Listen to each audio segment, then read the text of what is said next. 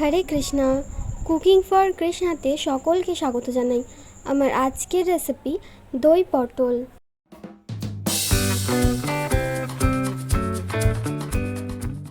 দই পটল বানানোর জন্য পটলগুলোকে এইরকমভাবে ছাড়িয়ে নিয়েছি।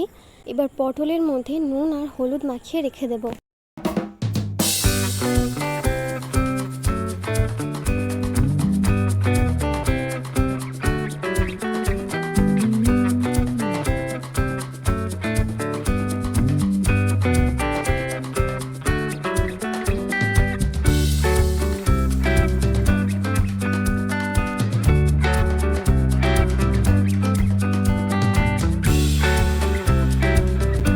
একটা বাটির মধ্যে গোটা ধনে, গোটা জিরে আর কাঁচা লঙ্কা জলে ভিজিয়ে রাখবো।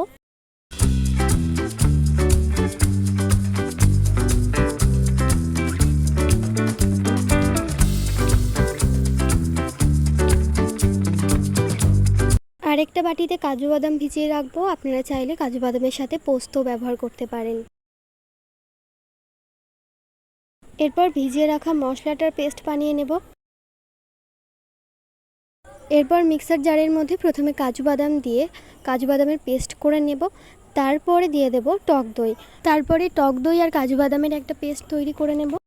এবার কড়াইতে সরষের তেল গরম করে নুন হলুদ মাখিয়ে রাখা পটলগুলোকে ভেজে নেব।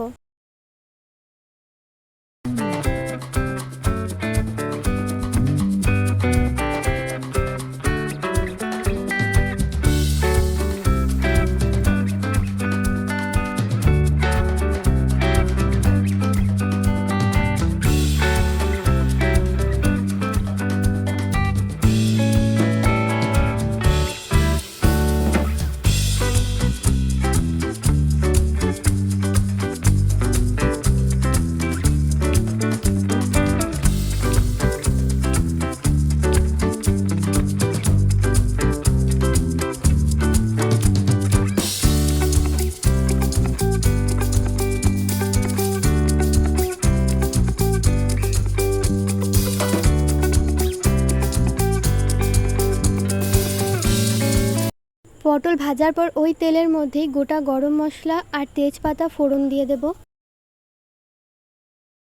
ফোড়ন দেওয়ার পর দিয়ে দিচ্ছি বেটে রাখা মশলাটা।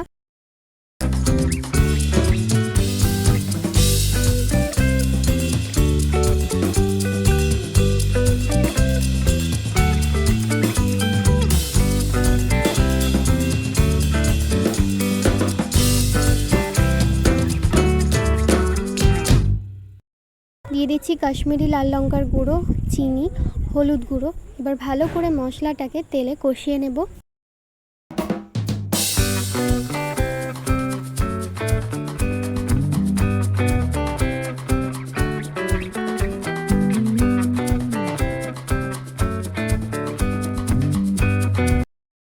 মশলাটা একদম জল শুকিয়ে এলে দিয়ে দিচ্ছি ভেজে রাখা পটলগুলো। এবার পটলগুলোকেও মশলার সাথে নাড়াচাড়া করে নেব।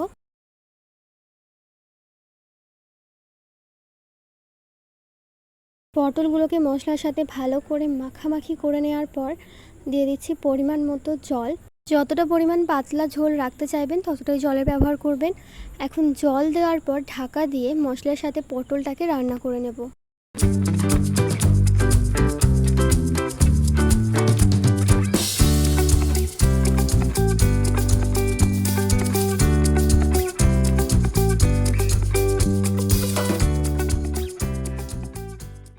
কিছুক্ষণ পর ঢাকনা খুলে দেখতে পাচ্ছি জলটা অনেকটাই শুকিয়ে গেছে।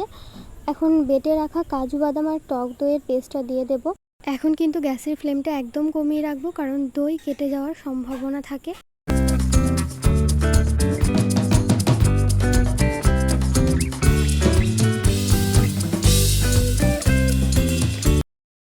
পটল ভাজা বাদে পুরো রান্নায় নুনের ব্যবহার করা হয়নি, তো এখন পরিমাণ মতো নুন দিয়ে দিচ্ছি। আবারও কিছুক্ষণ ঢাকা দিয়ে রাখবো দই আর পটল যাতে একটু ভালোভাবে রান্না হয়ে যায়।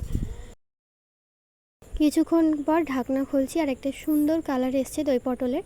আমার দই পটল রান্না একদম তৈরি। এখন পরিবেশন করে দেখাবো।